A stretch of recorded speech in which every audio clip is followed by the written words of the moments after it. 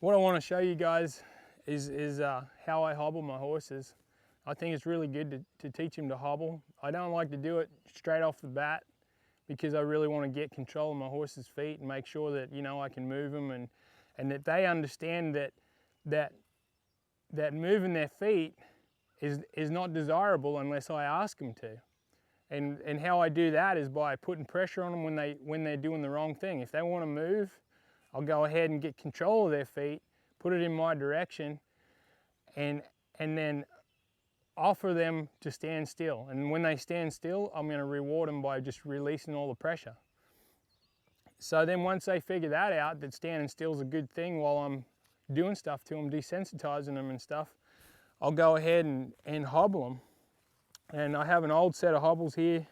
I've had these for years and they've lasted really good, but that's just a regular hobble. And then I have a little braided piece of rope here that you know, it's just soft cotton rope. I'll use that to hobble them. The first thing I want to do when I hobble them is I want to one leg hobble them. I don't want to tie their feet together at first. So I'll go ahead and you can, you know, if you've got a horse that you're out on the trail and you know he bucks you off or something like that, you can even the score up with him a little bit by taking away one foot. And what I'll do is I'll take this hobble and I'll wrap it around his foot like that, and I'll go ahead and cinch it up.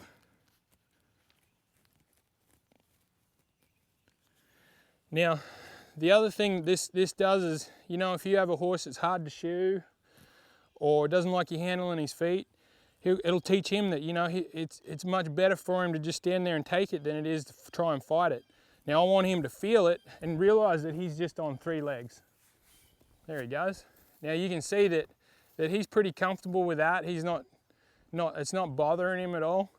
So when I feel like he's accepting that pretty good, there's no sense him just standing there on 3 legs all day. I'm going to go ahead and reward him by taking it off.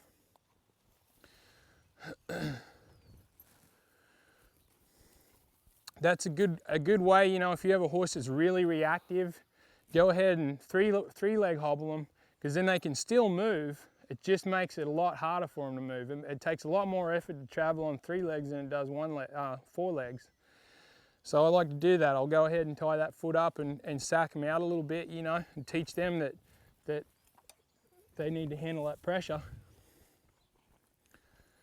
The next thing that I'll go ahead and do, and just for the sake of doing it, because at some stage, you know, you might be out somewhere and there might not be anywhere to tie your horse or whatever, you know, or your horse might get stuck in a fence with his front feet. I want to make sure that he learns that trying to resist it and trying to fight his way out of a tight situation is not appealing.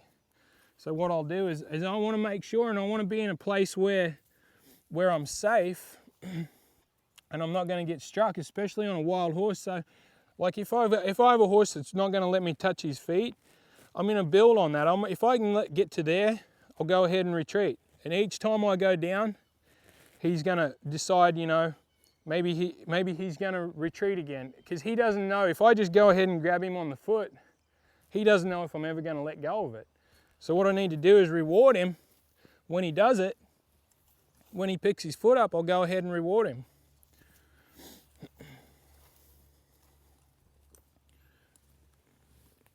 What I'll do now, I'm going to go ahead and hobble him. So what I'll do is I'll just take that, wrap it around one time. I'm going to go ahead and twist it. I'll put probably 2 twists in it. I'm going to go ahead and wrap it around one more time there. I might make it a little bit looser. Now I'm going to just tie a square knot.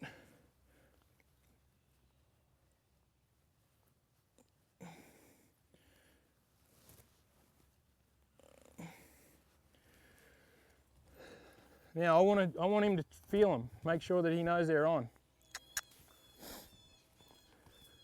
There, he knows that those hobbles are on there now.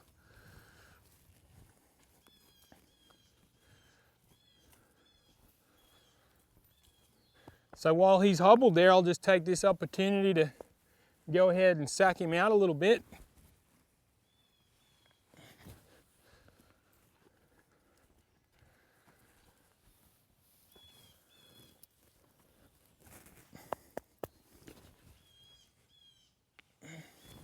You know, if I have a horse that has issues with his hind feet, having him hobbled there just kind of restricts his movement a little bit. I can go ahead and work on those hind feet. And the same thing, like if he doesn't know, if I go down there and grab him on the foot, he doesn't know if I'm ever going to let it go. So initially, I need to work on his confidence and just show him that, you know, if he's going to let me go so far, I'm going to retreat. Each time I'm going to shrink down that comfort zone.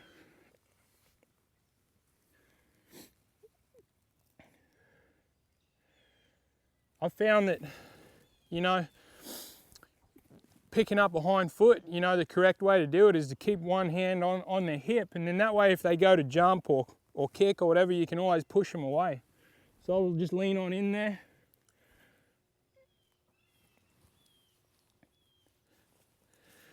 If he's going to hold it up good, that's good.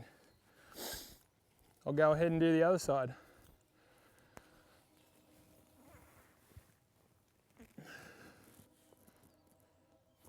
Now if he's going to accept it, there's no point in me just hanging on to it. I'm going to reward him. I'm trying to build his confidence. He hasn't had his feet handled a whole lot. He's being really good about it right now. If he wants to wriggle around, I'm just going to hold it.